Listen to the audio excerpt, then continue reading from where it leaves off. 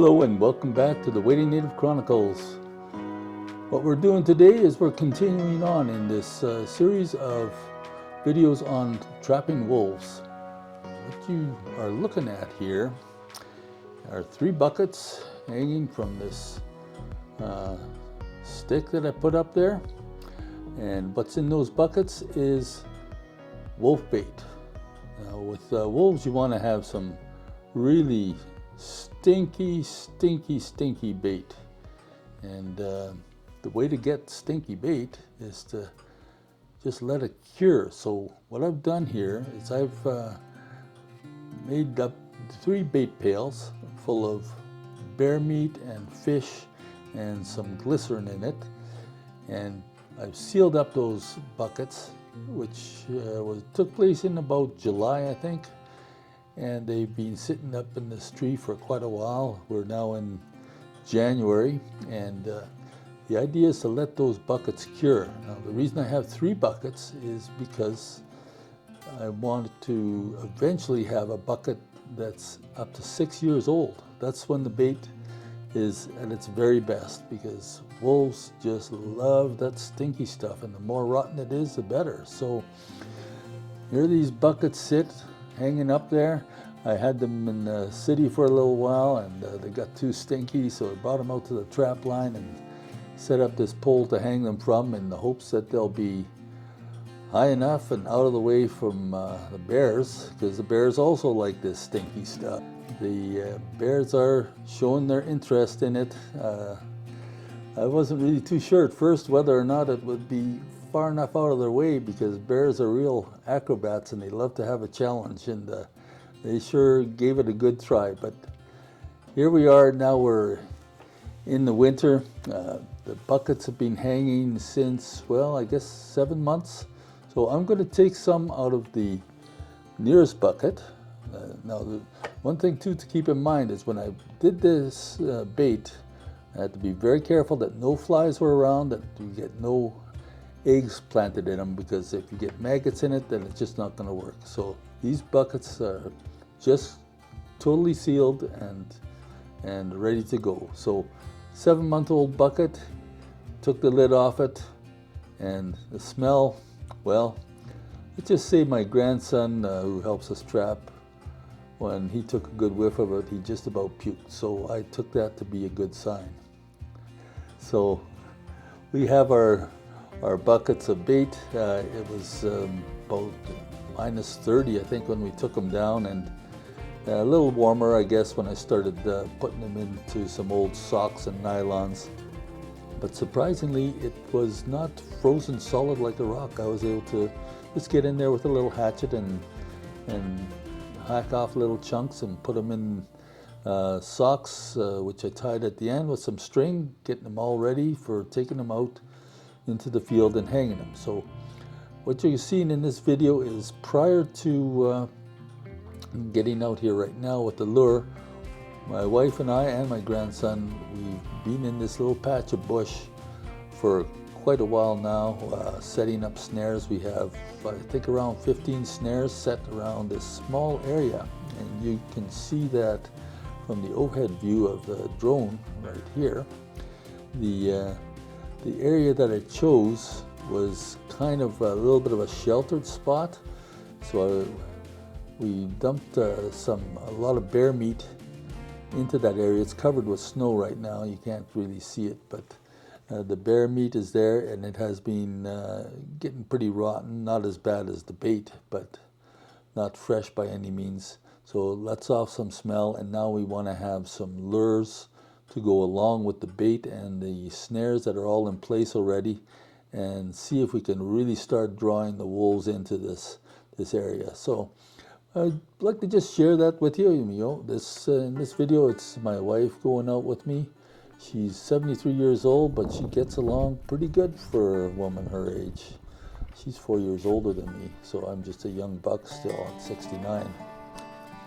But what we'll do with these lures is we're just going to hang them up in some appropriate places. I have a couple of snares set out in the field, in the open space, and the rest of them are in the bush, set back off the edge of the bush by you know, quite a few yards, because you don't want to have your snares right at the edge of the bush, because the wolves are more likely to see them there.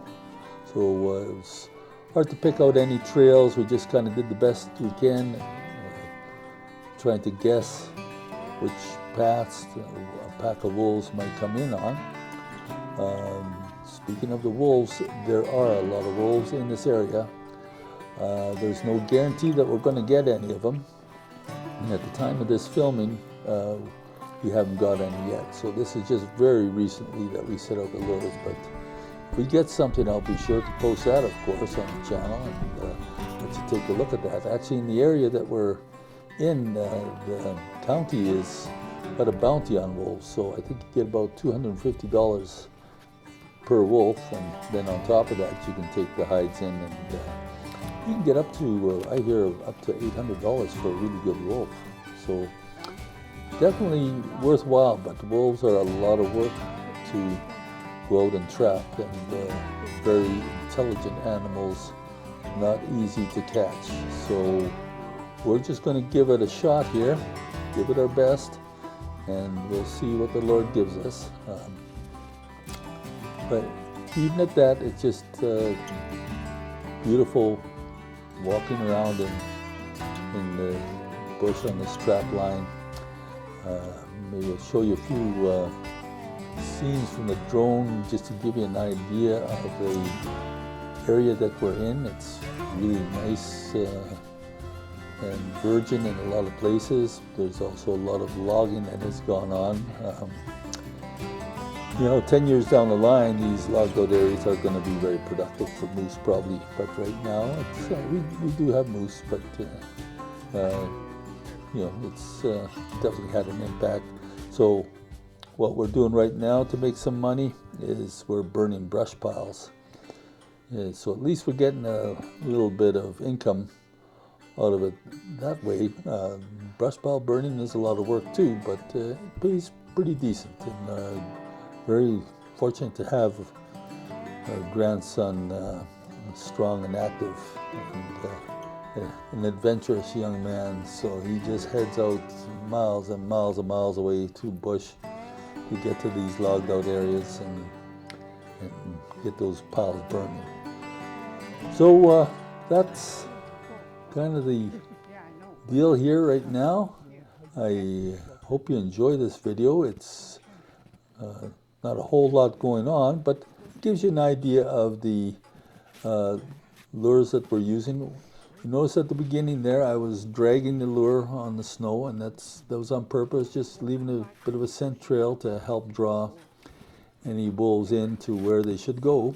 So, you know, if we've done everything right, then we stand a chance, but no guarantees. So if you have any questions about this, I know wolf trapping is somewhat controversial, but in certain areas, the wolf populations really start to get so big that it decimates the ungulate population, like moose and deer. And it really is to the benefit of everyone that we bring their numbers down a bit. We're not trying to get rid of wolves completely. They're an important part of the ecostructure, but you can improve the situation by managing populations to some extent. So it's definitely worthwhile work.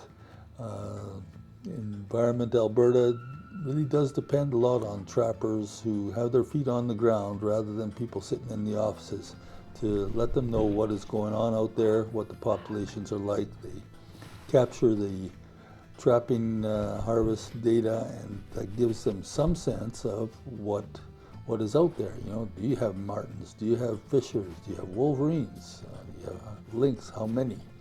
Things like that. So we're an important resource for the management of the environment, because you have to have boots on the ground for stuff like that, and there's nobody better for providing that information than trappers who spend long hours in the bush and know their particular areas very well. So let me know in the comments if you have some questions about this activity. There's a lot of different opinions on how wolves should be trapped, of course, and how to get them. And yeah, if you have some suggestions and say, hey, you're doing this or that wrong, that's okay, let me know. There's always room for improvement. We're using, in this series of videos, we're using the snares that are approved by the Alberta Trappers Association, because they've spent years and a lot of research developing a snare that can be considered very humane. You may notice, and I can show you the picture of the snares that we're using. We make them ourselves, as long as you make them the right way. We use 5/64 inch cable. It's a little on the skinny side, but that results in quicker kills, and it is augmented with what they call a stinger spring, that when the animal pulls tight, that noose tight, then it will release the trigger on that spring, which will then exert a final tightness around the neck and not give a slow death, but just cut off the oxygen to the animal's brain, and they pass away very quickly and very humanely, which is the whole idea. Also on the snares, we have what are called little S-hooks, breakaway hooks, so that if a larger animal like a moose gets tangled up in a snare, he can pull hard enough easily to break apart that S-hook, and the whole snare will just come right off. So a lot of thought has been put into how snaring is done in this province, and in fact, from what I know, Alberta is really a leader when it comes to developing this technology.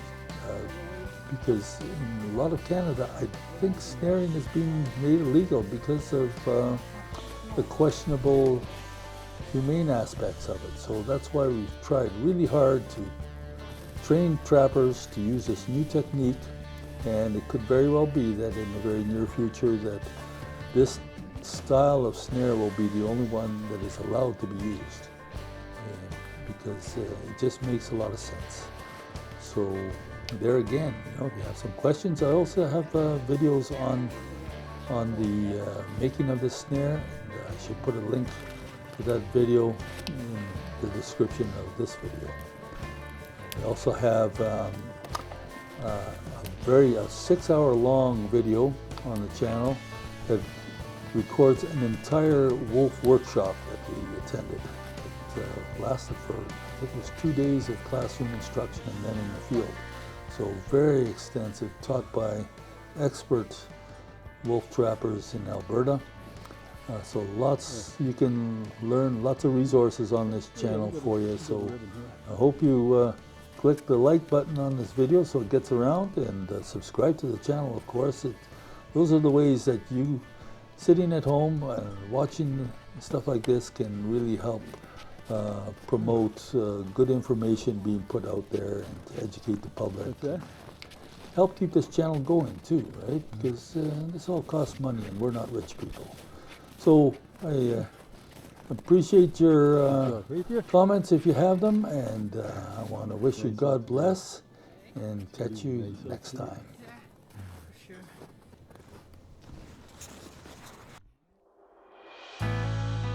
Did you like this video? If you did, I think you're going to like this one right over here. So check it out. And I appreciate your subscribing if you haven't done so already. Remember to do that while you're watching this next video. Click like, it all helps us out for this channel. Catch you next time.